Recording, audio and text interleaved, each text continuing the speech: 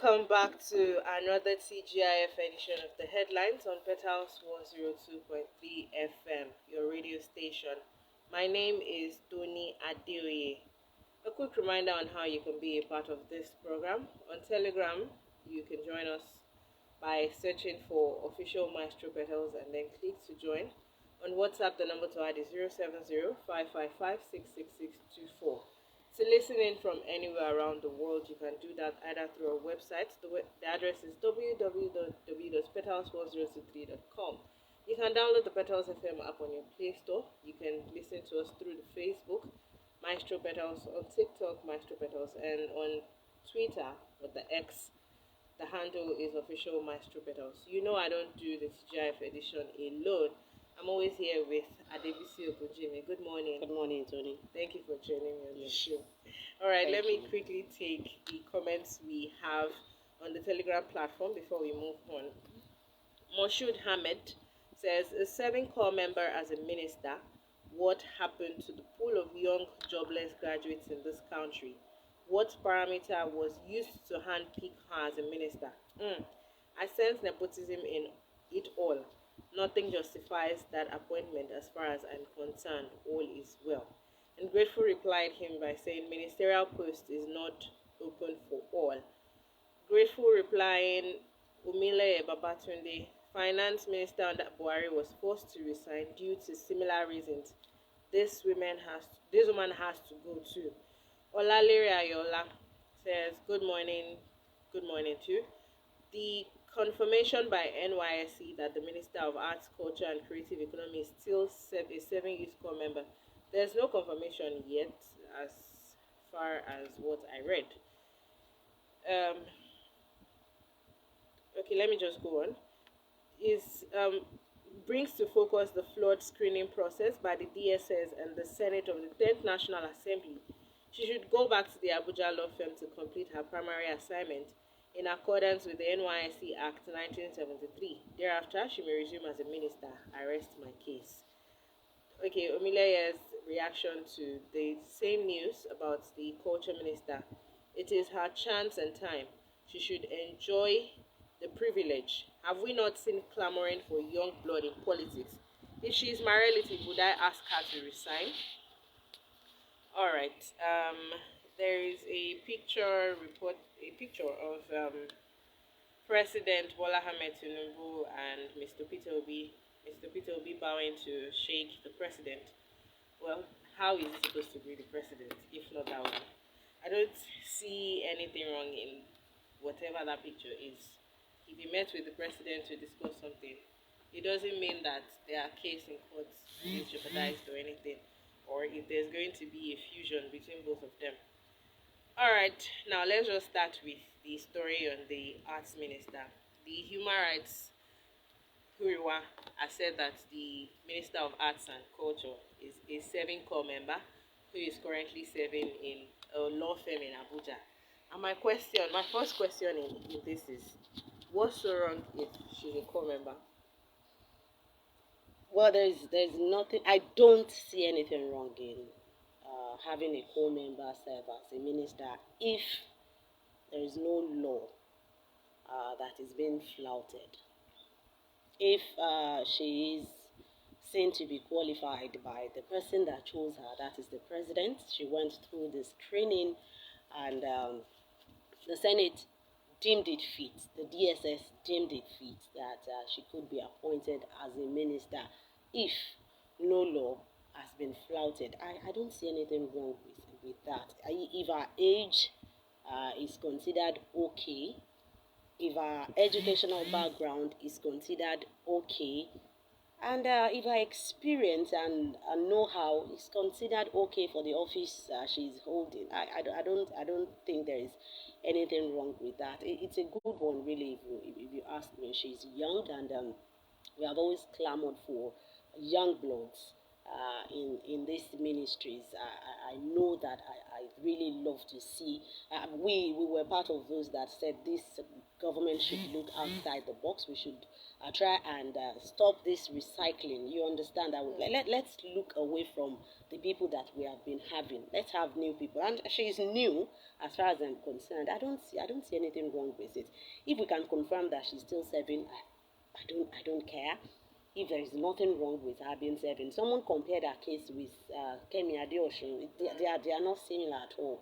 There are no similarities there. Kemi Adeosun was said to have forged her NYSC certificate that she didn't serve, and she came up to say that the people that worked it for her gave her a wrong credential. So that was it, and that was why she was forced out of that administration. So this is not a similar thing at all. This is far from it, very far flung. It's not the same.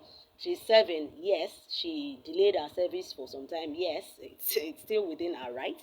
It's still within the law. She can still do that. Some people even differ. Some people even don't go at all. Some people even pass it. So it's not. There's nothing wrong with it. She's even serving. I even want to appreciate her for serving. And if the president had deemed it fit that she can work, let's see. See, we should try and go past these petty issues. This is a petty thing. She's still serving, and so what? And so what? If she's still serving, and what ministry is she holding? She's not holding the Ministry of Finance. She's not holding Petroleum Ministry. She's holding Arts and Culture. She's holding arts and culture. If she can work it out, already she has started working. She has asked for musicians to compose a song. Yes, that is even another case entirely. But at least she started working. She's bringing something to the table. She's thinking outside of the box. She's thinking of doing something. I don't think we should go ahead with all this. She's still serving. She's a serving corps member, and so what? There's no rule that's been. I don't see anything wrong with it, really. You know, before we move on, while you were speaking, I was reminded of the 400 level UI student who was appointed as a member of President Tinubu's tax reform. Yes. It doesn't stop her from being a student. It doesn't. And it doesn't stop her from doing whatever it is she's supposed to do. We keep asking that they employ us, they engage us. We go out of school, some of us are jobless, some of us are just out there. So if now she is in 400 level and she's got this kind of engagement, this federal engagement, by the time she finishes her school, what do you think she'll be getting? And look at this lady now, she's serving, and already she had been deemed fit to hold a ministerial position. That's huge for her. It's huge for her credentials. So now, even if there's an opposition as to she has to drop either of them, she can still defer her NYSC a little bit further. Well, I don't know if she can. I do not really. There are prerequisites also for you to be a minister. Maybe if you're a graduate, you must have served, because service is very compulsory. You understand? Even before you occupy any post, if you claim to be a graduate, you must have your NYSC discharge certificate. So if that is a prerequisite to her being appointed as minister, then how did she go through the screening? I said if, because we really do not know. We need more clarifications. If it's one of the prerequisites, then how did she scale through it? Or is it, can we take in view for a part of that qualification? Can we take that, okay, our service is in view, or the certificate in view, just like we have masters in view sometimes. So maybe. All right, there's another talk again on possible increment on petrol price, because the dollar fell to 920 per dollar yesterday, and oil marketers are saying they have to increase, it has to be increased. And then there was this possible talk that maybe the federal government is paying a subsidy that the country does not know of on the petrol. The specific amount was mentioned was 90 naira on petrol per litre. I know that the federal government has not said anything about paying any subsidy on petrol, and last week the federal government has said no to the increment on petrol. should we just keep our fingers crossed and just wait for another increment, or just Are we supposed accept to be it? working things out for the federal government right now? Are we supposed to be thinking that it looks like the federal government is paying some kind of subsidy? Are we supposed to be thinking, okay, because the dollar has gone high now, then there is possibly going to be, and it's that's honestly that is not our business. Was it our business when it increased to? Were we consulted? Were we a part of the decision making? Were we a part of the discussion that brought about 580 naira? No. So I think we should just mind our businesses and just, yes, and just continue. Let them bring it on. If they are going to take it to 1,000, a lot of people believe they are still going to 1,000 naira. So if they still put it at 1,000 naira, see, when push comes to shove, what will happen will happen. All right, and on the happening in Niger Republic, the Islamic clerics on the platform of Ulama on Thursday said they met with the president, and after briefing him, he has told them to go back to the Niger Republic and continue having dialogue with the junta to in their efforts to find a peaceful resolution the junta met with since the coup started, and he was one they had the first discussion with. And apparently, they are also giving audience to this Muslim clerics. Do you think that these guys will be able to make a breakaway? There will be a breakthrough in having to bring calm to whatever is happening. It's what is expected to happen because you know when we learned that they gave the former emir that audience, you know it was really liberating sort of, and after that meeting, that was when the dialogue thing came about. That they were open to dialogue. After that, the next thing was the fact that they were going to have 3 years transitional period, which ECOWAS rejected almost immediately, and AU also had rejected it in, I think, solidarity with ECOWAS. But now I also read it that the president wants more Islamic leaders, Muslim leaders to go and speak with these people. If this is what will bring us solution. I don't see anything wrong in it, honestly. If they can go and discuss with the military junta and we get a result, because as it stands today, ECOWAS does not want 3 years. And these people are asking for 3 years. So I believe further dialogue can bring further compromise. You understand? So if these people go to meet they could honestly come down to probably 1 year of transitional period. You understand? So I think it's avenue that is an avenue that we can honestly try to explore. Let's see what we can get again because it looks like they are listening to these people.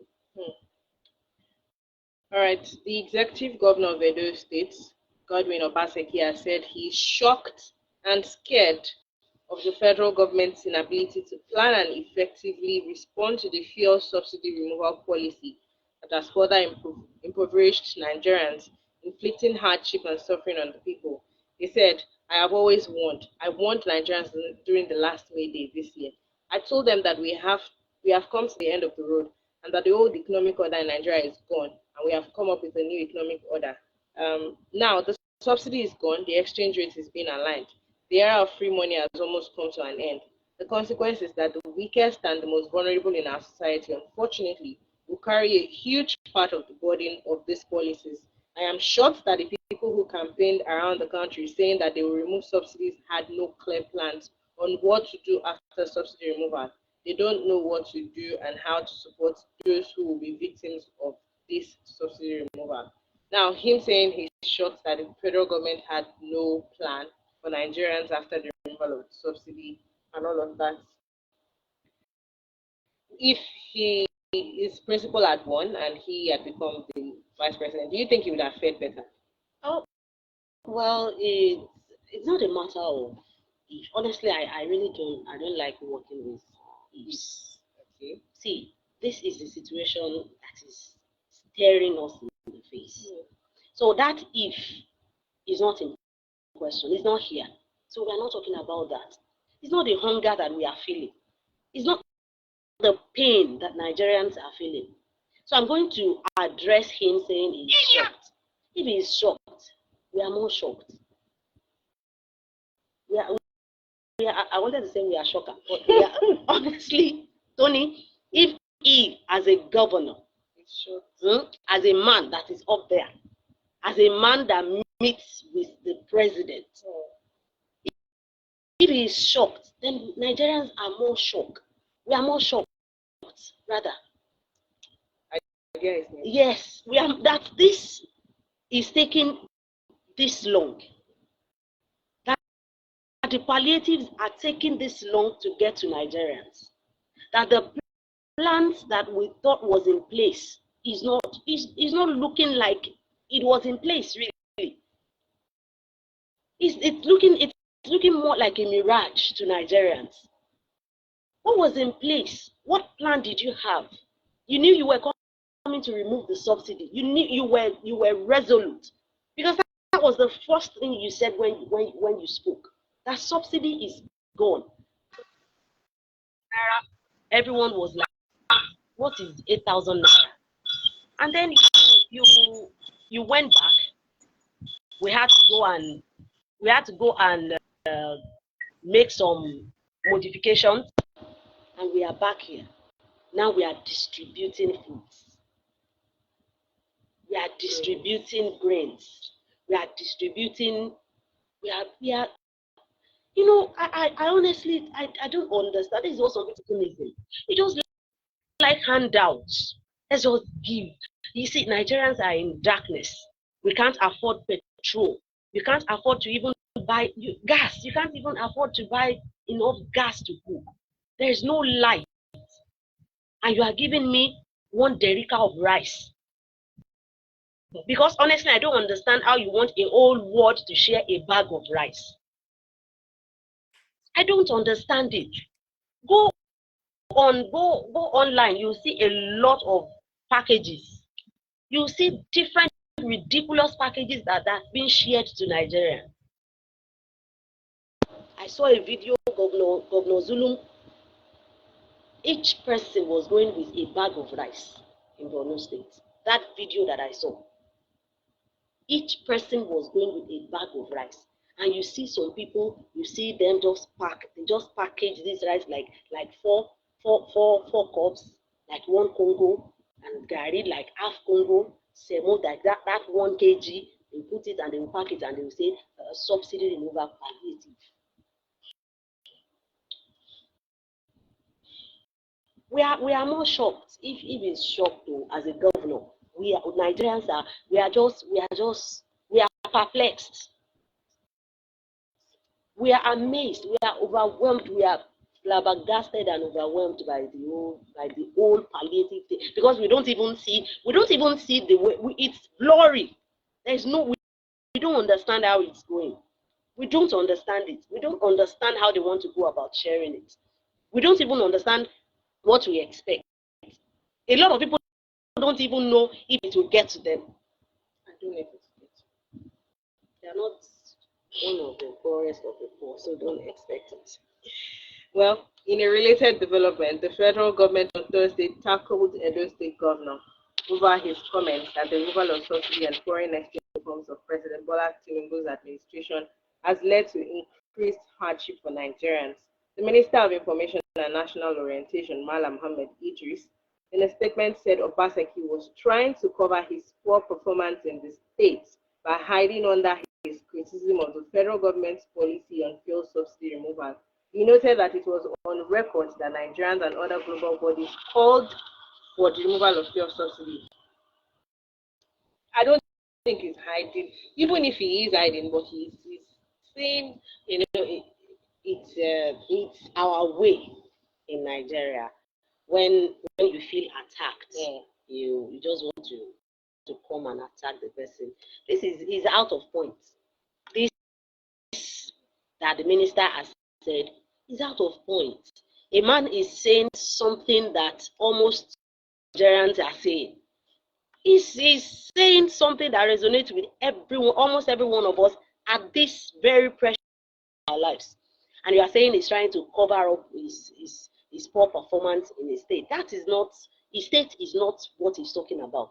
Leave the people of his state to come out and tell us that he has performed woefully. His performance is not what we are analyzing now, today.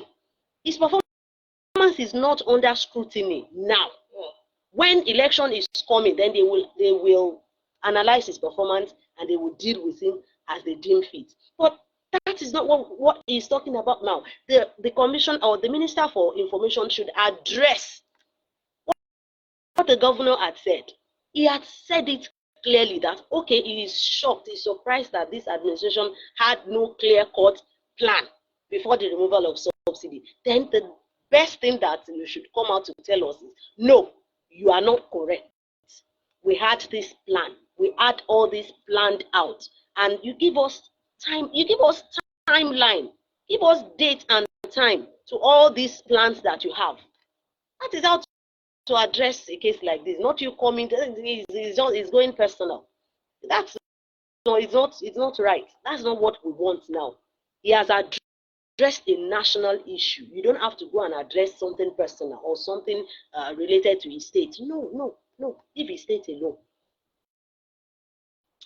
Well, the minister went further to say the federal government understands the current difficulties Nigerians are facing and is working very hard with the states and local governments to bring succor to our people. President Tinubu is guiding our country through very challenging times. We are supremely confident that we will soon turn the corner into a prosperous future. Does the federal government understand? You know, you understand something you can relate to, you can feel. Does the federal government truly understand the difficulties? Yeah, well, they are saying, I can never forget the advice given to this president by the Oni of Ife, Oba Adeyeye. He said the president should not always go by what his people around him tell him, that he should try to feel the pulse of the people, the pulse of this by himself. How he is going to do that, honestly, I don't know, because they are up there. They are protected. They are too protected up there. It's almost impossible for them to understand what is going on down here. It is almost impossible. And this is why we have the 3 tiers of government. That is why we have the local government. See, the federal government is up there. The state government is in the middle. The local government is supposed to be down here. See, there is no way. We will just be deceiving ourselves if we begin to say that someone like President Bola Tinubu is going to understand what an average Nigerian is going to. Since when? Since when has he left that average level? Since when has he left that level? This man was senator. He was governor. And the people that have been governors after him are just like him in power. He's like he has been in power for the past God knows how many years. So how do you want him to understand what someone like me is feeling? He can't. It's not possible. So we'll be deceiving ourselves. If we begin to feel like he should understand, he cannot. He cannot feel it. That is why he has people working with him. That is why he has people around him coming from these people. They are supposed to come from us. They are supposed to be people like us. But you know what we do? We strive so hard to leave our own and to go and be like them. I don't know if you understand my logic this morning.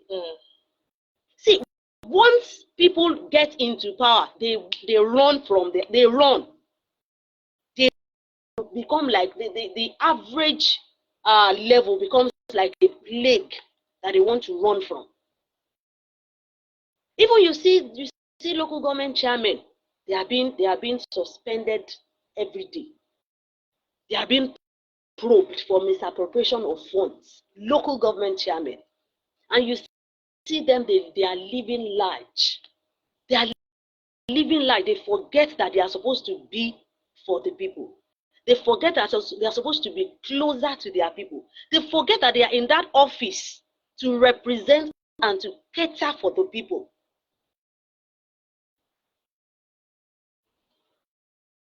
They can't feel it. They cannot. We are deceiving ourselves if we think that the federal government or the president up there, even our local government chairmen, they are no longer feeling like a common man. They are no longer feeling like the grassroots politician. Not to now talk of our reps and our senators.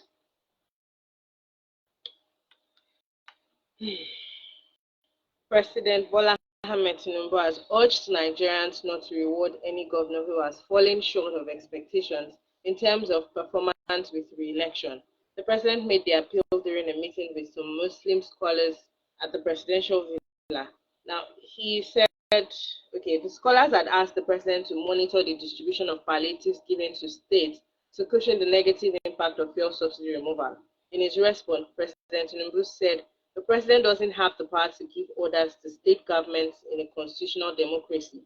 According to him, he could only appeal to the governors to follow through on orders given to them by the federal government, while emphasizing that he could not back out orders to states as they are closer to the people.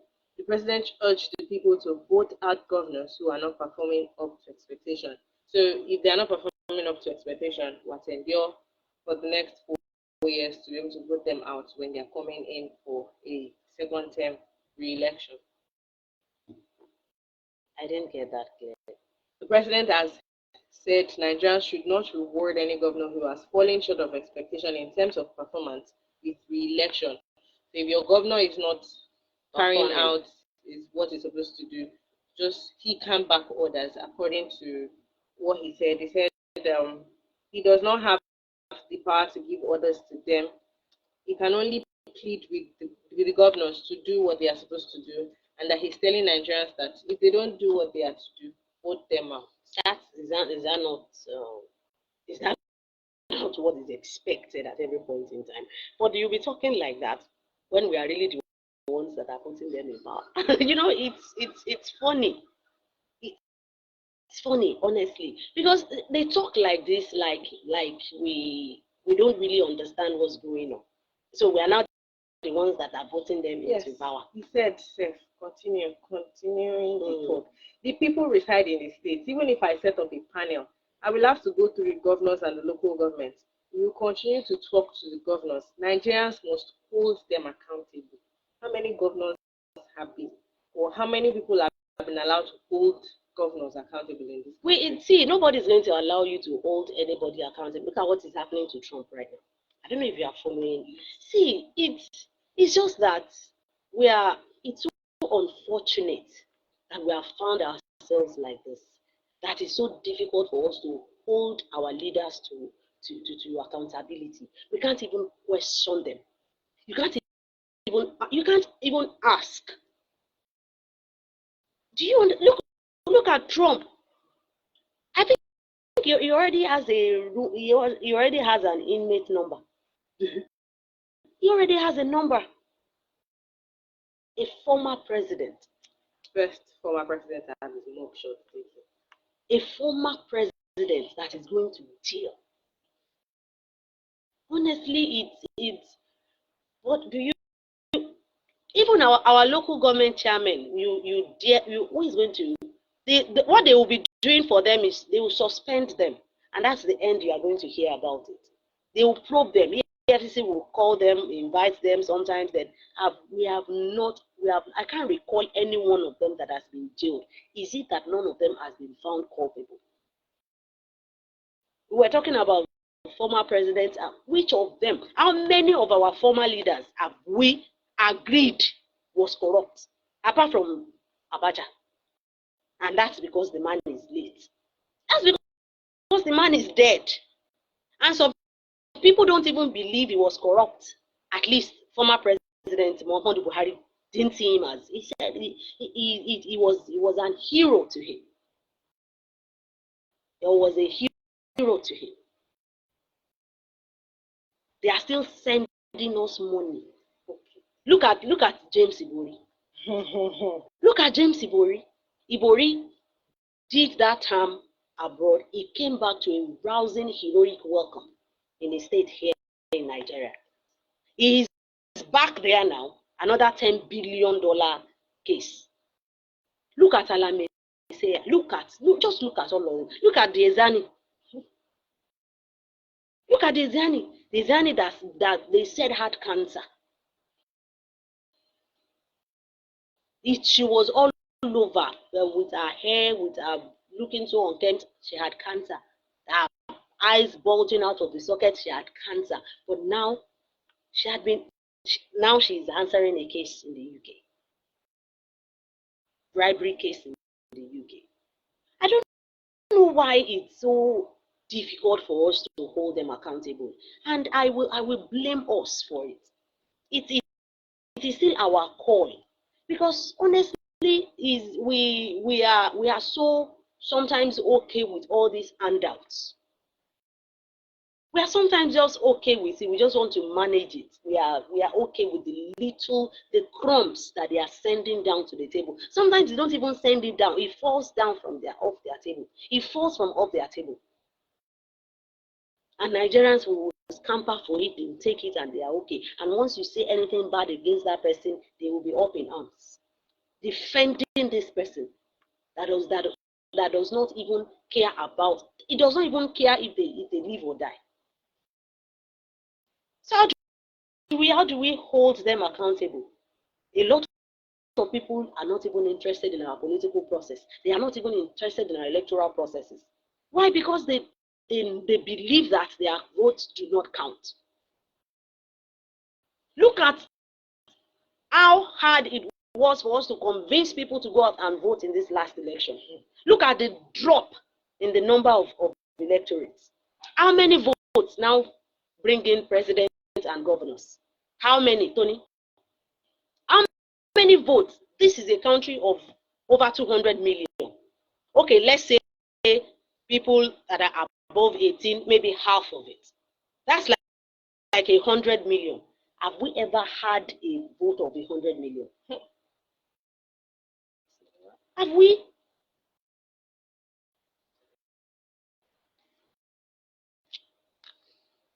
All right. The Minister of Works, Mahi, has said that he's going to construct roads that will last for a minimum of 50 years. While speaking with Channels Television on Thursday, the former Ebonyi State Governor said roads constructed under his leadership in the state would last 50 years without maintenance. According to him, he says, and I quote, "I noticed that some of the projects while you are still on the roads have gone bad. When I was on Abuja Lokoja Road, I discovered that the asphalt was flowing. And if you enter that road with speed, that is the end of such a person. I did 3,500 kilometers of concrete road in Ebonyi State, and it is maintenance free. For 50 years, you would not maintain it. The lifespan of a road is between 5 to 7 years. That should not be. And that is why everywhere we are putting money on projects and not getting value for it. I have directed that all the no objections my ministry submitted to the BPP be returned. We need to look at the new method of constructing our roads based on our climate. I am speaking with the state governors on this. It's a revolution that is going to put smiles on the faces of Nigerians." So according to the Minister of Works, we're going to be expecting to have roads that, once they are constructed, within 50 years, they won't need maintenance. Is that a possibility in this Nigeria? See, okay, in this night, I like the clause, in this Nigeria. Yes, there's nothing that is impossible. So if we put our minds to it, we have the resources. Okay, what can stop it if not us? That is it. That is, it's not like we do not have the resources, it's not like we do not have the materials, it's not like we do not have the workforce, it's not like we have it. We have everything we need to make this thing that this man has spoken about. But are we going to do it? Look at the roads that we construct 1 year after. Go back and check these roads, except for few ones. Tony, in this Ibadan, you will still see some roads that have been constructed in the era of Awolowo. If you compare these roads, with the ones that we are just constructing now, they cannot stand. These ones that we are constructing now cannot stand the test of time. They cannot stand anywhere near these roads that have been constructed in the 80s, in the 70s. So what are we talking about? Is it that we don't have the materials that they used at the time? Or we don't have human beings that were used at the time? No, it's what we are lacking now is the will, the integrity in our leaders. That's what we are lacking now. That is what we are lacking. The will to do it, to do what is right and what is good for the people and by the people. So it's not enough for him to just come and tell us, I will, I will, I will. We are tired of hearing that. We want to start seeing it. We want to start saying it by ourselves. This man did this. Stop telling us what he will do. Yes, it's good for you to let us know your plans. We have it. We have it. Give us a blueprint. Yes. But let's see you in action. Start. Every minute counts. See, by December, you are like how many months in office? May next year, you are going to be doing very soon. Now we'll do 100 days in office. Very soon we'll do 100 days in office. In December, we'll do months in office. May next year, you are 1 year down. May 2025, we are preparing for the next election. So when do you have to work?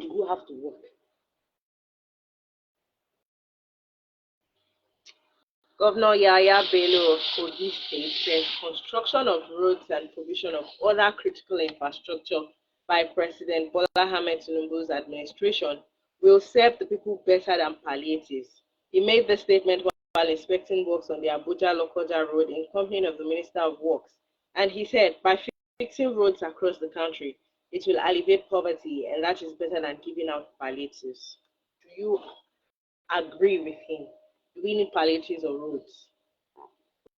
We need more than roads. And we need all these things more than we need this kind of. See, if we want to say that I'm going to construct good roads as palliatives, we will take it gladly.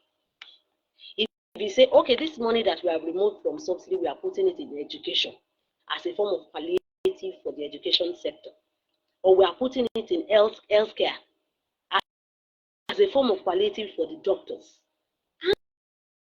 aren't we going to be good for it? Nigerians will be better off. Wherever you put, whatever sector that receives this money as palliatives will be better off.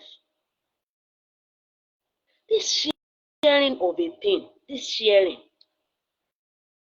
we don't have a good account of it. Nigerians are not okay with this sharing thing. We are not. Because see, when you want to, they say it's insanity. Doing something the same way, you are doing the same thing and you expect a different result. What are we doing differently in this sharing? What mechanism have we put in place that is new? Okay, this is a novel idea. This is a new way of doing this.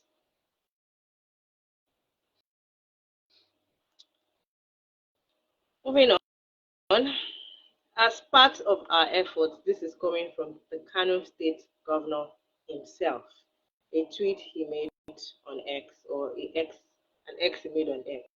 As part of our efforts to cushion the biting effects of our current economic realities, the Kano State Executive Council, under my leadership, has today approved the release of the sum of 700 million naira to settle tuition fees for 7,000 students of Bayero University, Kano. Further details on the initiative will be made available in due course. Also, from yesterday's meeting, the Kano State Executive Council has approved the following: the release of the sum of 854 million naira for the first phase of the Oren Zarawa Mass Wedding Initiative, constitution of a special committee to settling outstanding pension arrears for retirees from the Kano State Civil Service, rehabilitation of 3 North Pedestrian bridges at Bayero University, Kano Old Campus, Aminu Kano College of Legal and Islamic Studies, and the Seidat Rimi University of Education. Now we'll take them one by one.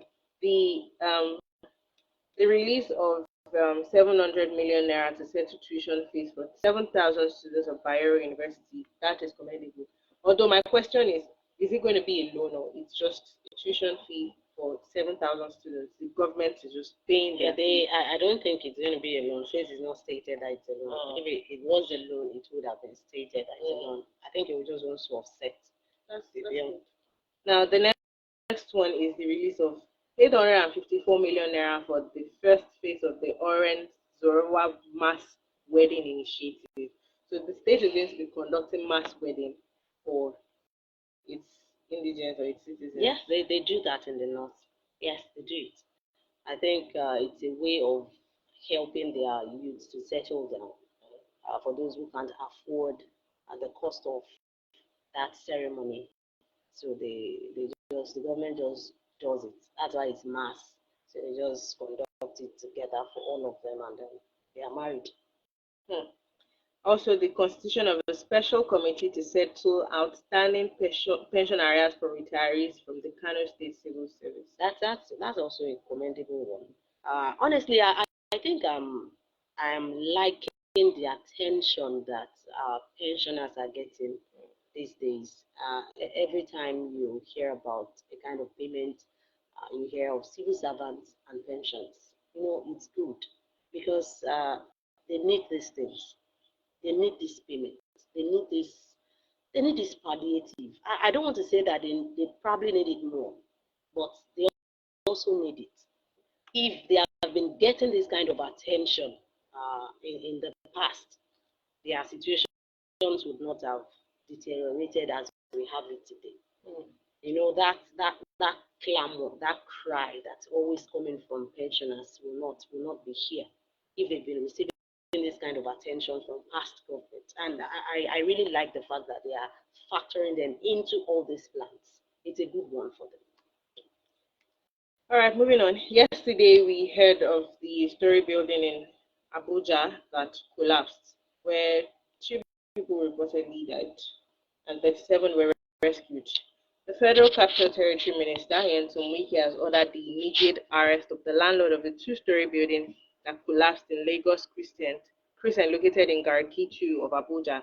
Wike gave the order during an on-the-spot assessment of the collapsed building. He said, "It is not as if anybody has any personal vendetta, but for me, it is for us to do the right thing. I don't know why it has taken so long that the FCTA has not resettled them, and so we will take immediate action to see that the indigents of these places are resettled, and then the government has to plan out this place. When the government takes out a building plan, it is not to suffer anybody, but to make sure that everyone is protected. Cities are planned to forestall these kinds of occurrences. Imagine buildings without approval. I will ask that we must identify and arrest the owner of this property. It is very important." So now, the owner of the building is to be arrested. What next? What of other building owners whose buildings are close to collapse? More than arresting the owner of that building, I think government officials that are also supposed to be responsible for the regulation of this kind of thing should also be brought to book. See, the house that collapsed, that building that collapsed, it didn't just collapse. Must have been given signs. Must have been given signs of distress. You understand? And if the house planning ministry or town planning ministry, the housing ministry, we have thousands of staff working in these places. What exactly are their roles? Sometimes you will see a building marked. Mark X. What is the purpose of that mark? Sometimes is it for demolition? Because all of a sudden you just see that the people that stopped working on that thing, they will still, and people, if it is a building, a completed building that people are already living in, you just see that people are still living in that same building with that mark with that X mark, they will still be there for years. If it is an uncompleted building or a construction site, you see that they will stop for some weeks, and before you know what's happening, they are back there. What is the purpose of this mark? What is the purpose of this X? What is the purpose of these markings? Some are marks for demolition, but things will happen. Minds will be changed, and the construction will go on. If this was an illegal structure to start with, who gave the approval for that structure to be sited there? Okay, if it was a legal structure, when it was given this sign of collapse, who saw it? Who noticed it? Who reported it to who? And what steps were taken? What warnings were given? So it's not enough to arrest the owner of a building. It is not enough, because the owner of a building wants to make money. No matter how dilapidated a building is, the owner will still want to make money out of it. Of course. And some people can still rent, even if a house is tilting to the left, some people will still rent it. Some people will rent it, they don't mind. They will tell you it's even when people are not living there that it will collapse. When it's hearing the voices of people, it will not collapse. You understand? So it's not enough. See, this person, yes, is culpable, but there are people in offices also that should be questioned. Did you see this house? Did you see this plaza? Did you see any sign of distress on this plaza? Did you go? Is there a routine check that you do on buildings to even know to know the integrity of our buildings, of our houses? Is there a way that the government goes around to even check which house needs to be rehabilitated or even demolished altogether?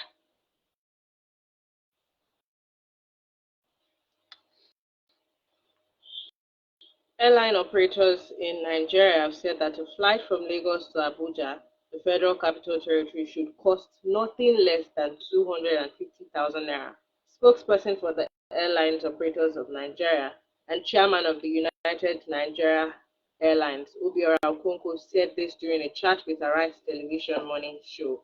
While lamenting that operators cannot convert their naira to dollars, the spokesman stressed the need for the Central Bank of Nigeria to create a window for local airlines to access foreign exchange.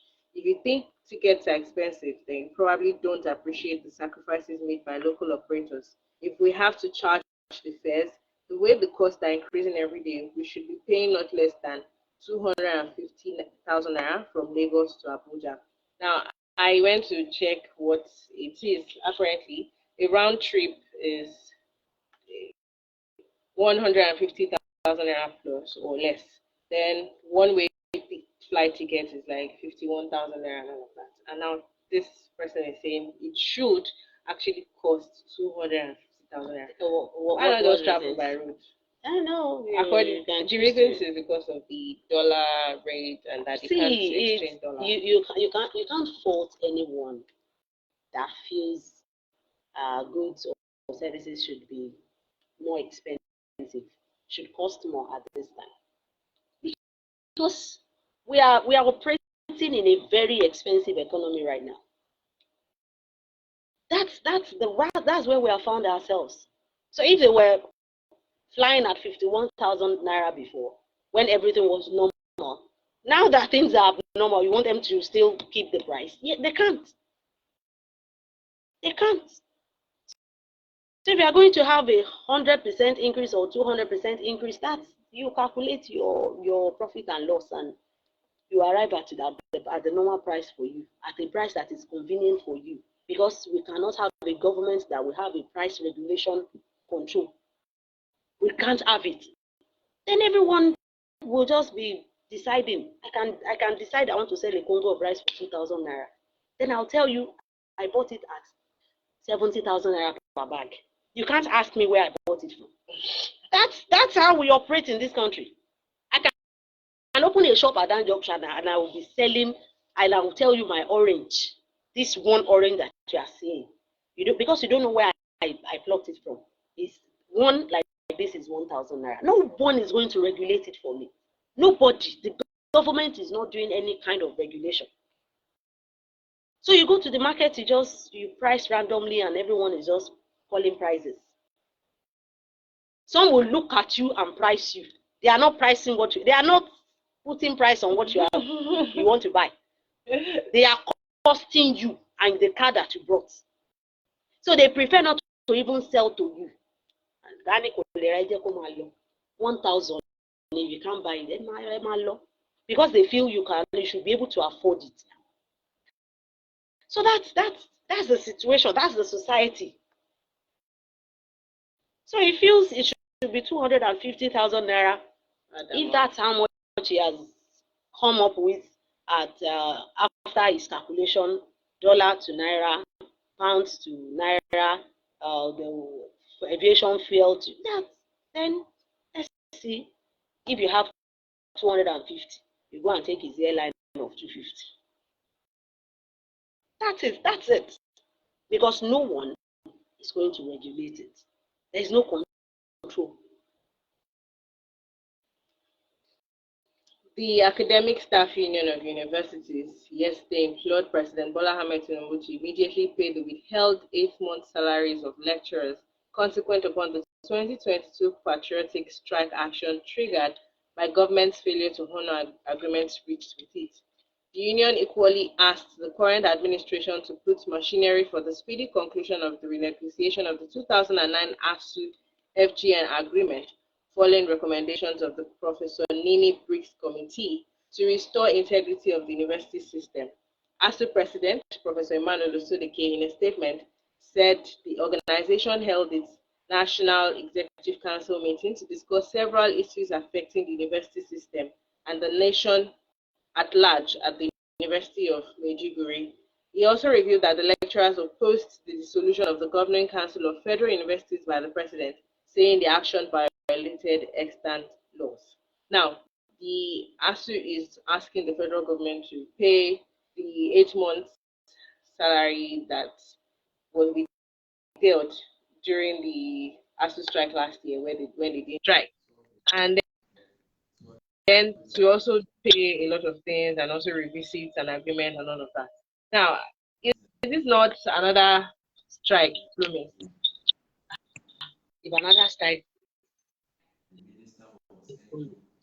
I told you at that time that if this issue is not resolved, there is no how there will not be another strike.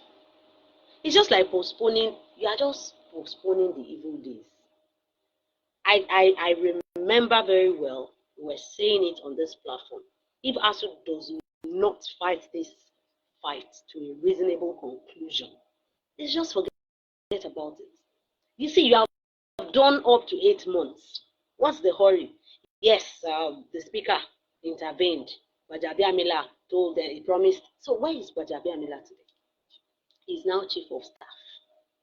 And before you know what is happening, they will tell you that this is not the administration that promised you. We are just coming in. We have to settle down. We have to, please.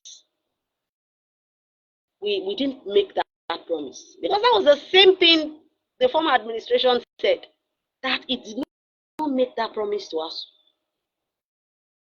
So ASU was, magnanimous enough to call off the strike. Yes, because probably the calls go to ASU. All the insults go to ASU. You should consider the children now. They should consider the parents. The children are missing a lot. Is it not education? Is it running anywhere? Is it running anywhere? No. See, you cannot consider the students. You cannot consider the parents without considering ASU. ASU members are human beings too. They are parents. Some of them are even students themselves. They are concerned also. They are concerned. They are not students. Some ASU members are still not in school. You can't breathe with some lecturers are still doing some things in school. So some of them are still students themselves. So what are we talking about? I knew that if ASU did not finish well at that time, we are just hanging it. We are hanging that strike. And you know what they call the grandfather of all strikes? Their dad. All right. The House of Representatives ad hoc committee set up to interface with relevant security agencies to reduce kidnapping, assassination, and banditry in Abia State has called for the unconditional release of Mazi Nnamdi Kanu, leader of the indigenous people of Biafra, as furnace to peace in the southeast.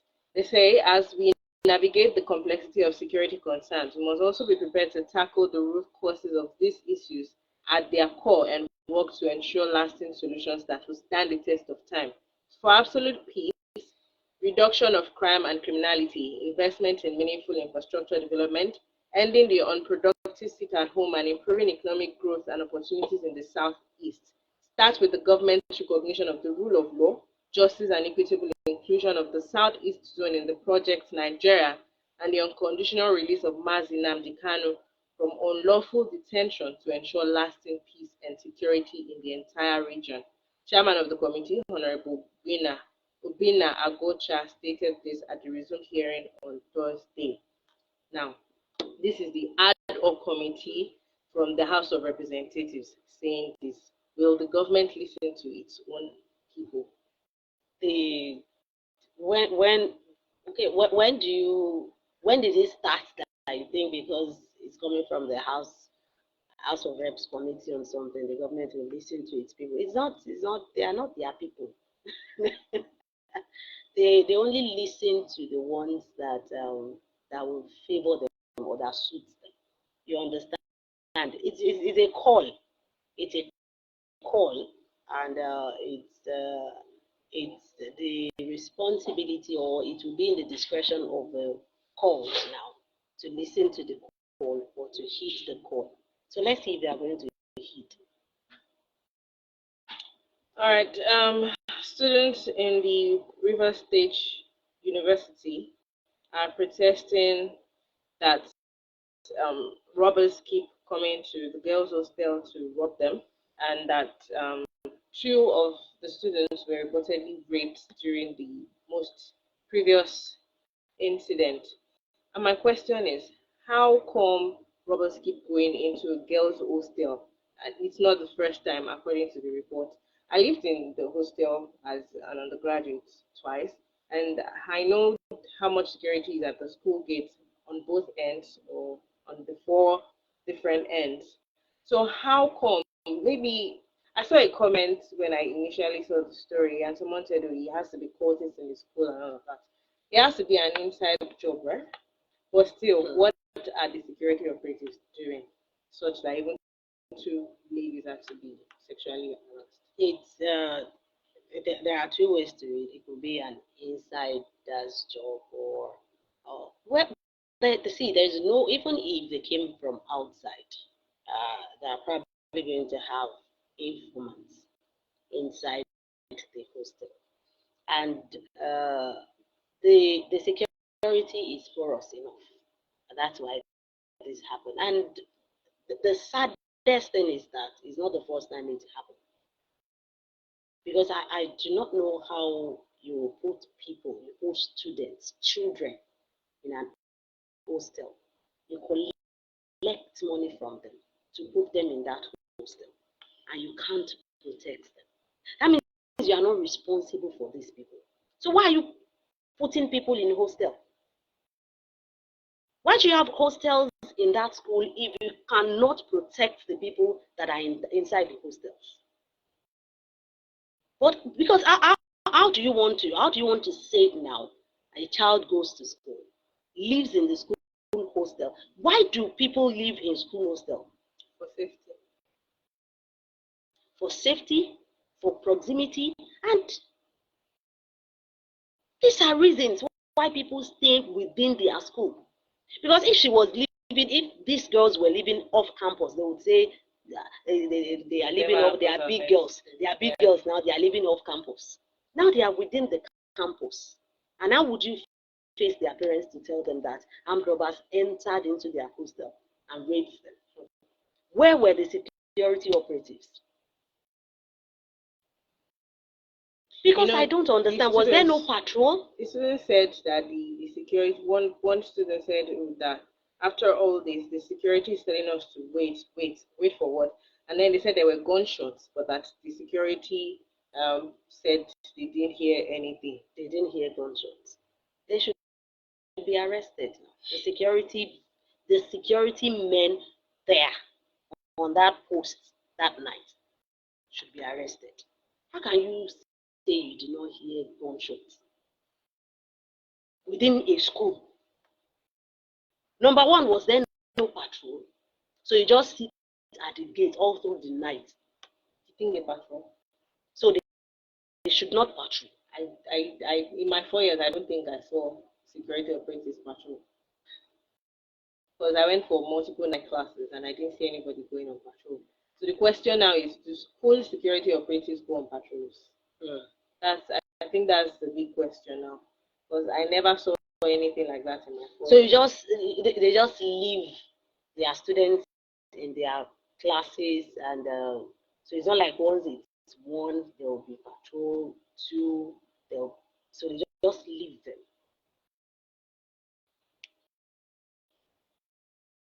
It's a common problem. It's the same problem we have even as a nation. So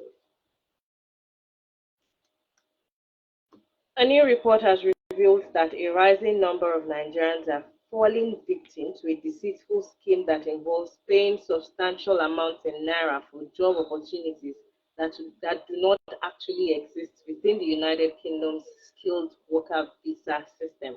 The recent investigation exposed by Sky News released on Wednesday highlighted the distressing situation of Nigerian migrants coerced by traveling agents into paying exorbitant sums to enter the UK only to find themselves stranded and without the promised employment upon their arrival. According to the report, a Nigerian woman who had paid €10,000 to an agent for a skilled worker visa that was supposed to secure her a job as a carer in the UK had been left stranded. She said she arrived only to find out that the job does not exist upon her arrival.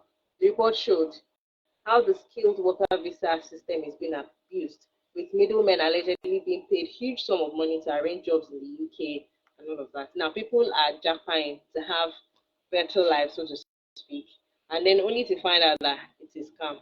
It doesn't exist. Maybe they spend all of their money to come. Maybe it was just a single flight ticket they bought. There's no return ticket, and then they're stranded. There's no money to come back, nothing to do, no job, no house. I read a report concerning that. I think I read it yesterday or 2 days ago, and so it was so saddening, so heart wrenching. This couple, the wife got the job as a carer visa, work visa, and the husband resigned, sold his car, they sold their house so he could go with her as a dependent, and they went with their young son. So when they got there, they realized there was no job. There was no job. The company that gave them the sponsorship probably non-existent or no space. And now they live in a shelter, and they go to this I think there's this Nigerian community that gives food. There's a center, Nigerian community center, something like that, that gives food out to people in that situation. So the owner of the center was now saying that it's overwhelming. Cases like this they get every day. That people will just come in hoping that they are going to start a job as a carer, then they just get here and tell them there is no job, but at least you are here in the UK, find your way. So how do they begin to find their ways?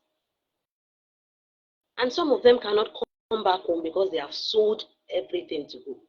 And some of them cannot come back because they have told their people they are going. I saw another video of a young lady. The lady that was voicing over the video said that lady comes to that supermarket every day to beg. The lady had a bag on a trolley. She said, if you open that bag, you are going to see rice, butter. You are going to see groceries. You are going to see a lot of things that people had handed over to her. People that could not give her money would give her food. They would give her part of the things that they bought themselves. They would give it to her. So she had the bag with her, and she was just parabolating, going back and forth in front of that supermarket. The woman said that is how she stays there every day begging. I'm sure when she was leaving the shores of this country, she didn't plan to go to UK and be begging. But what did they do? You know, the same happened to actor Joseph Benjamin. Yes, it did. I read it too. He said he got there, then the guy that he went to meet just came to tell him that the sponsor of the project he came for just disappointed them and he was stranded. He said he had 10,000 above. How much did he have with him? He had less than. So he had to do Uber. He had to start driving. So I don't know why. See, sometimes I really don't want to say people are desperate to travel out. I don't seem it's fair to say people are desperate to travel out because some people really find it very difficult. Some people are finding it even more difficult than some of us. So it's just probably, but you will say that if you can afford to travel out, then you can afford to live at least minimally comfortable. You understand? In this country. But it's not always like that. When people want to travel, they believe they are going for something better. They are going to a greener pasture. I think the government should begin to look into the activities of these agencies, the agents. Because these people, I read, they said they paid $10,000 or pounds. Euros. Pounds. They paid £10,000 to an agent that got them that visa. Now they got there, they could not go back to the agent to say, now that there is no work, can you refund? No. Instead, they will tell them that you are here, find something, just find your way. Another story said, you cannot employ them. You are not the one that gave them the sponsor letter that the home office will come for you. So they have limited options. So they are just going to sit there and wait until probably they will call them that, okay, there is an opening. Some of them they are finding it very difficult. Some of those that have traveled, they will not just tell you the truth. They are finding it very difficult. And we always think they have money. Yes. Some of them have not even settled down.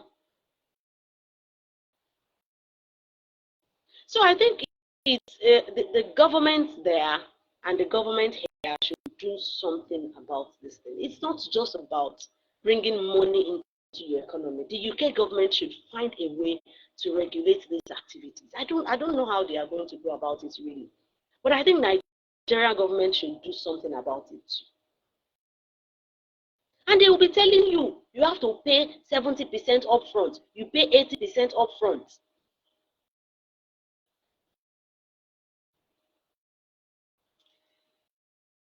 Well, back to students protesting. Some students of the Nnamdi Azikiwe University, Oka, on Thursday staged a protest around the school over alleged sexual harassment in the institution.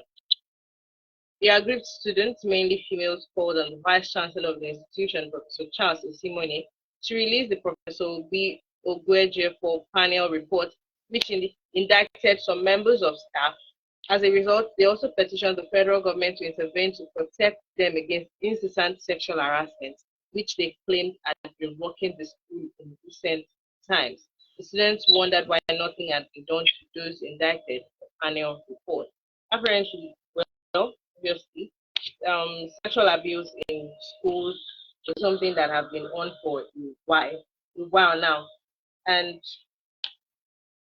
how come the school authorities are not properly, should I say properly, doing something about it to make sure that these things stop or come to a minimum point? You cannot, you might not be able to stop it really, but that minimal point might be what we should work towards.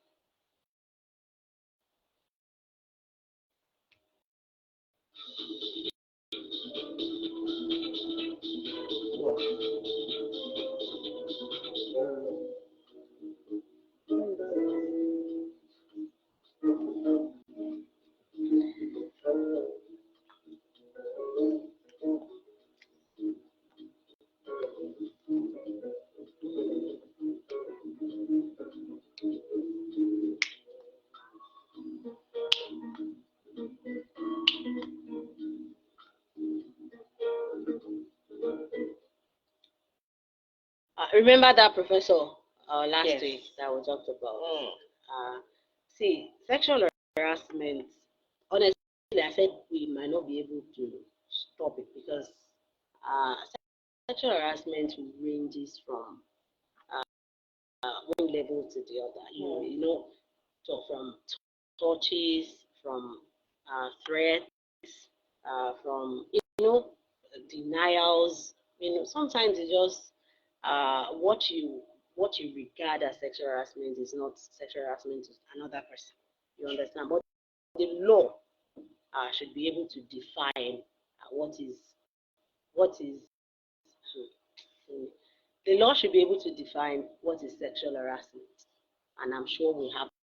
So if they are saying that they are tired, it's not. It's what the school should be able to address and handle. You cannot, as a lecturer, be saying change. Yes, yes, change, change, change to what? All right, thank you. So you are saying that, see, when students begin to complain like this, it is the responsibility of the school authority to take it up. Mm. It is when they don't take it up that we begin to have this individual punishment. See, students have come, they have told you, okay, we are tired of this. They are even protesting. You are even protesting. The authorities should just call them, probably through their leaders, the student union leaders, ask them, or ask them to drop names anonymously. If they can work these things out, if they really want to work it out, to me, they can work it out because you are sending your child to school. Yes, we know that some girls are overboard also with their dressing. We know some of them are. We can rightly say that they themselves are the ones looking for this trouble because the lecturers are human beings too. And I have said it, if you want a relationship with your student, if there is no law that stops you, if you want a relationship, both of you are adults. Ask for the relationship. But the problem starts where they just want to jump from one of, they just want to, is in discipline. It's the height of indiscipline. The school authority can ask the students to drop the names of these lecturers anonymously. And I even know that these authorities, they know themselves. They know culpable lecturers. They know lecturers that can assault students sexually. They know them. Over the years, look at that professor from last week. He was suspended. He had been suspended before, and he still committed same offense. So what are we talking about? A group, the Women's Network, has appealed to President Bola Ahmed Tinubu to assent to the Prevention, Prohibition and Redressal of Sexual Harassment in Tertiary Education Institution Bill passed by the 9th National Assembly. The group similarly recommended that educational institutions in Nigeria should, as a matter of necessity, develop a sexual and gender harassment policy to safeguard the dignity of girls and even boys with a view to providing a safe environment for learning. I think this backs what you said. Exactly. And Antonio, I don't know if you've seen this for your state governor. Engineer Sheyi Makinde has stated that distribution of a food relief package to 200,000 vulnerable households in the state will begin next week. So we have, let me tell you the items there. Food items to be distributed to each household include 10 kg of rice, 5 kg of beans, gari, elubo. That's 5 kg of beans, 5 kg of gari, 5 kg of elubo, and a bottle of groundnut oil. So that is what we are having. He said trusted representatives were deployed to different communities in every part of the state to identify the vulnerable in their midst. And the governor said after this, we did a further verification of the data. So I think he also said committees were created. Okay, these ones have been in the news. So we shall begin the distribution of the food relief package to 200,000 vulnerable households in our state. Some have asked how we created and updated our social register that contains details of these households. Well, we put together the register during the COVID-19 pandemic. We deployed trusted representatives to communities in every part of the state. They met with and spoke to community heads who helped to identify the vulnerable in their midst. Yes, I think this is really commendable. So let's see. You will see for yourself how thorough the work is. We are distributing to each household. I've mentioned that. So if you spot any funny business in your community, remember you can always reach out through this newsletter or any of the other feedback channels we have made available for you. So that is coming from Oyo State government, and I think next week is next week. You wait for next. Yes, I will wait. You are not getting only. I'm just You are not getting. I'm just This was mine. Better reduce it. You are not getting. At least not yet. Even if. Yeah, the more reason why I should even help them to monitor. Yes, so even our own time will come. Not yet. Now, yesterday, myself and Maestro discussed on the 10-8 core members that were kidnapped in Zamfara State. People have been reacting now. Nollywood actress Kate Henshaw has weighed in the level of insecurity in the country, saying it is unsafe to deploy graduates to danger zones. She urged the federal government to scrap the National Youth Service Scheme, given the insecurity bedeviling the country. She said, "Stop putting the lives of young people at risk with moribund ideas. When I served in the north, it was a very memorable experience. Traveling from Bauchi by road to the airport was safe, and then flying to Lagos just with my NYSC ID card, which also got me rebates on my ticket. It is time to scrap the idea since core members can't travel within this country without hindrance. Stop putting the lives of young people at risk with moribund ideas. Security is a priority and needs to be sorted totally, not technically." You know, we like to cut off the head to solve headache. No, because core members are being kidnapped now. We think they should scrap NYSC. You know, when students were kidnapped, schools were shut. You remember? Yes, now. When this Boko Haram thing happened, we shut schools. Insecurity, we closed down schools. Fuel subsidy, we reduced days of working. Are you No, I'm serious now. You're sounding like a typical African mother right now. Yes, I am. I think you're using sarcasm. I am. You know, fuel subsidy, we reduce working days. You know, we have funny solutions to our problems. We like to just address it, just scratch the surface instead of going down, deep down to address the root of a matter. What is the problem in this country? Insecurity. So are you saying that if they start kidnapping doctors, we will close hospitals? Is that what we are saying? So if they start going into the markets to kidnap traders, market women and men, then you are going to close markets? No, is that what we are saying? That is not the solution. That can never be the solution. The solution is to solve insecurity. How did we get to it? See, the fact that they were core members doesn't really mean they are human beings that were kidnapped. They could have been doctors, they could have been lecturers, they could have been traders, they could have been students, they could have been just anybody. We've had actors kidnapped. We've had doctors, we've had lecturers, we've had just any Nigerian kidnapped. We've had businessmen and women kidnapped. So are we going to shut down the society because of this? No, we should solve it.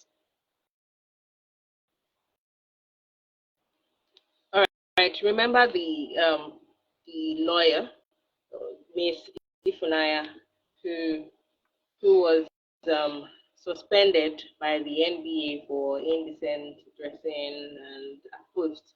Well, she has come to make a video and saying that I am not a practicing lawyer and I have no intention of being one. That she has always been a model and she's a model.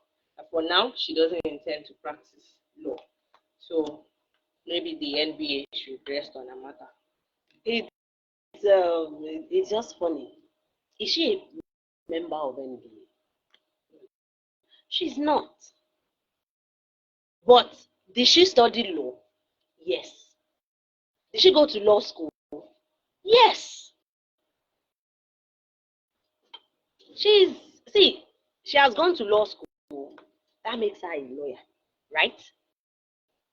Makes her either now practicing or not. That's now her decision to make.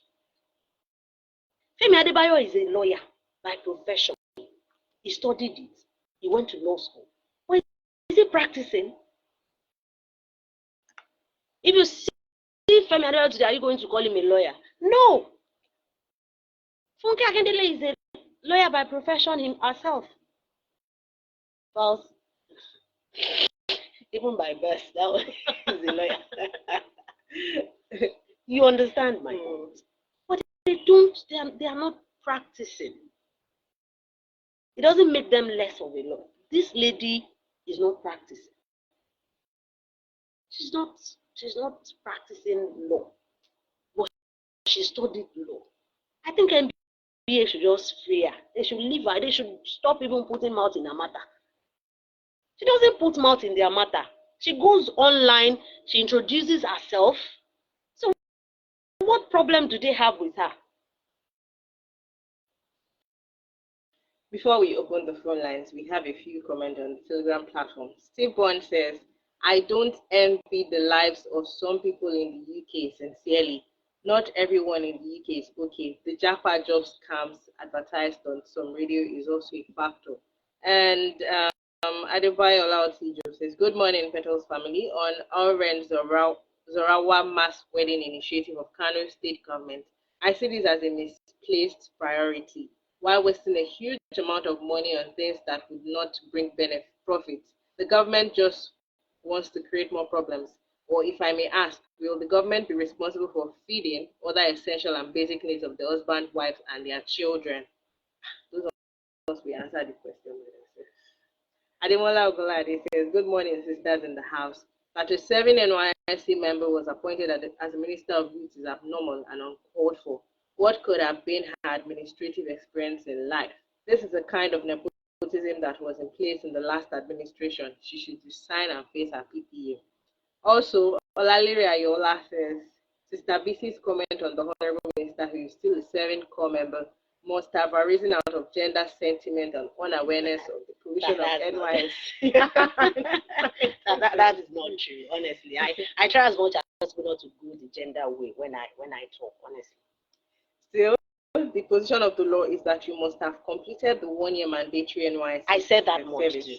I said it. I said if she's not breaking any law. Yes, if she's not breaking any law. I don't know if it's a prerequisite that she must have. If the discharge certificate is necessary, then something must have gone wrong. How was she screened? How was she passed? The current Minister of Arts, Culture and Creative Economy did not meet the extant condition for appointment as a minister. I speak on the point of law, Sister BC. Thank you. We'll open the phone lines now. Please don't forget to turn down the volume of your radio set. Try not to incite anyone with your comments. Be peaceful and orderly as you go about making your opinions known. 08107812544 or 091530299. Good morning. Go ahead.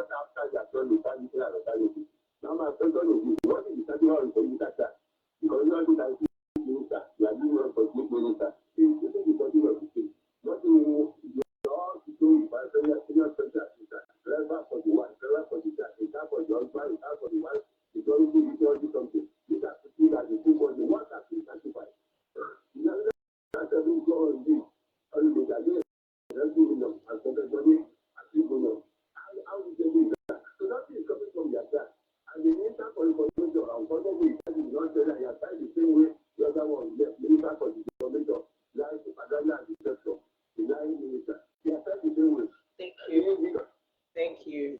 Thank you. Remember that we have people who monitor programs on radio and TV stations. So try as much as possible not to make comments that are insultive. 08107812544. Hello, good morning. Good morning.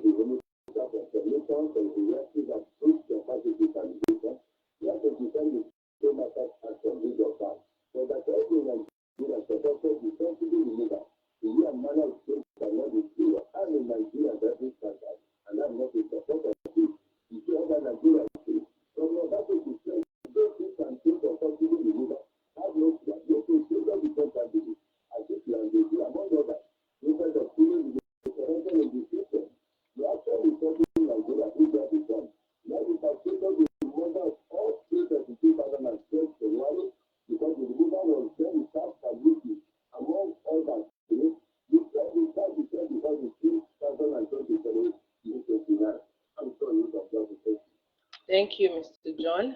09153029992. 08107812544. There's still time for you to drop your comments on the platforms. Hello, good morning. Good morning. Your name and where you're calling from? I'm calling from Ijuku, the partner of Somalia. Go ahead, Mr. Emma. I want to appeal to our people in Nigeria to please let's take this and that.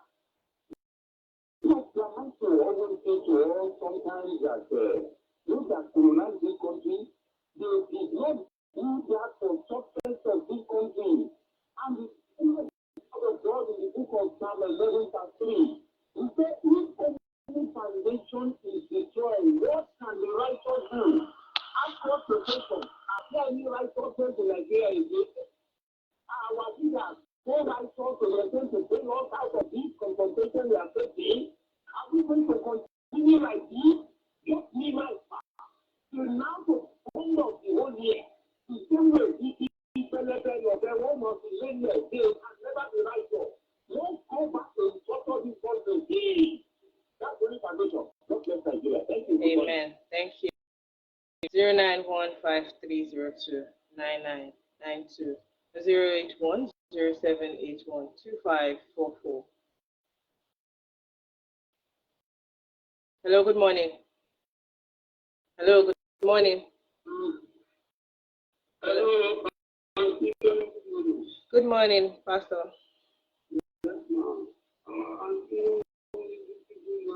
Good morning, sir. Thank you, sir. I just want to comment on this issue of sexual harassment in our institution. What is that before? I was in the polytechnic university. Yeah, polytechnic of here. So I developed next thing. The work of dressing for our students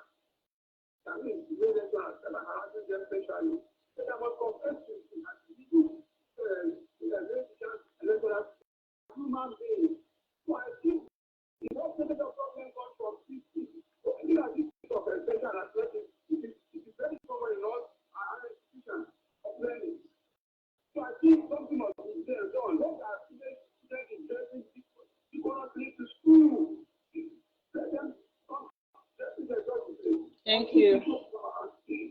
Thank you. Thank you. Let's try and compress our comments in case of commenting on more than one of the stories taken. 08107812544 09152029992. Hello, good morning.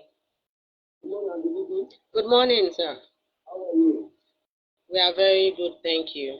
Good morning, and good morning, guys. Good morning.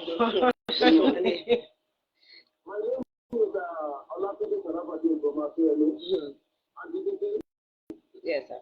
this is a week ago that I asked you the question. Today is another question today. Please, did they tell us what is Awolowo? All of us here what is Abiola. But at the end of the day, one general said that he was the one who gave Abiola food to drink. So I don't have to question what Abiola knows. What is the question? What is the problem of Awolowo? Good morning. Good morning, sir. Well, that's history. We probably have to go into the archives to check if we have any results printed or published as the cause of death of the late sage. 09153029992. Hello, good morning. Good morning. Hello. Good morning. Your name and where you're calling from? My name is Mr. John Yamadi. God made you that is appointed for Minister of Finance 2025 because he has not finished that national return. To resign and go back to us, you are usually can come back and become the Minister of Finance. That's my name. All right. Thank you. 08107812544 09153029992.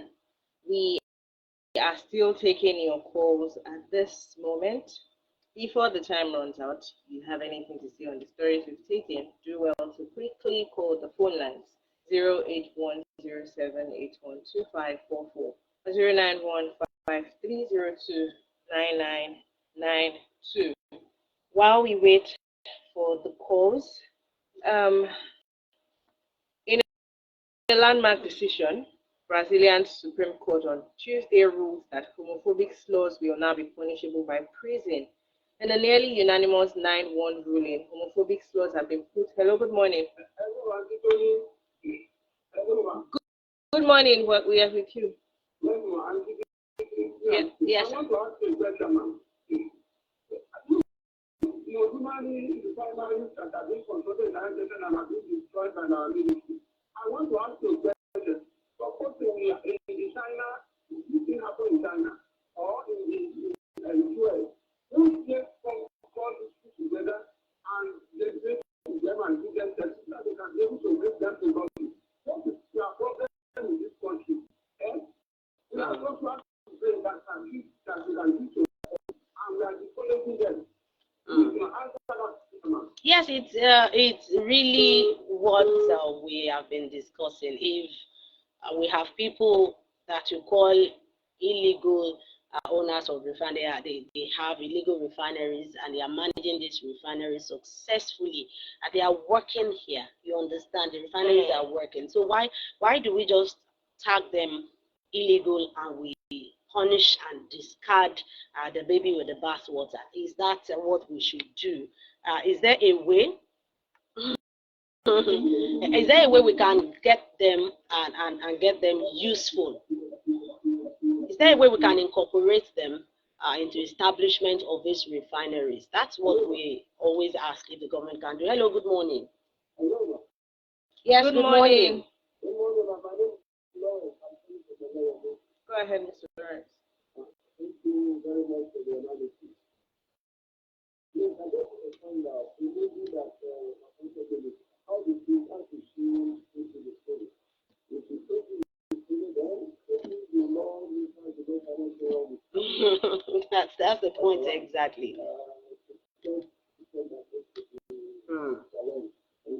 That's the point. If she did not have a discharge certificate, which a lot of people are now saying is a prerequisite. So how did the Senate pass her? How did the DSS pass her? How did she pass the screening? All right, as I was taking earlier, in a unanimous 9-1 ruling, homophobic slurs have been put on the same legal level as racist hate speech. Justice Edison Fashion, who delivered the verdict, said the ruling was a constitutional imperative to give LGBTQ plus citizens equal protection under the law. So now, if you're homophobic towards LGBTQ people in Brazil, you can go to prison. And when they ask you in prison what you did,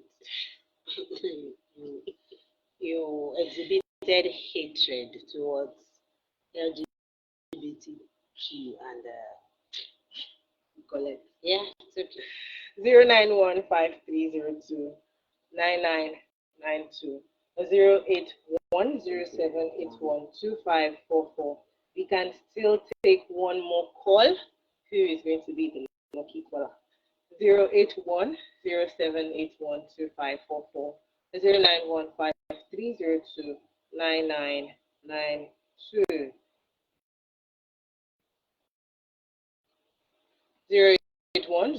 08107812544 or 09153029992. Well, I think we can say our goodbyes now since no calls are coming in. Many thanks to everyone who has been a part of the show. To the studio managers, thank you. To Adebisi, thank you. Tony, thank you. It's always a pleasure to be here. Same here. Please join us next week for another edition of the TGIF edition of the headlines. You feel my rhymes. My name is my name is Tony Adeoye. Have a wonderful weekend. All right, thank you so much for listening. You felt Tony's rhymes, happy? All right, bye.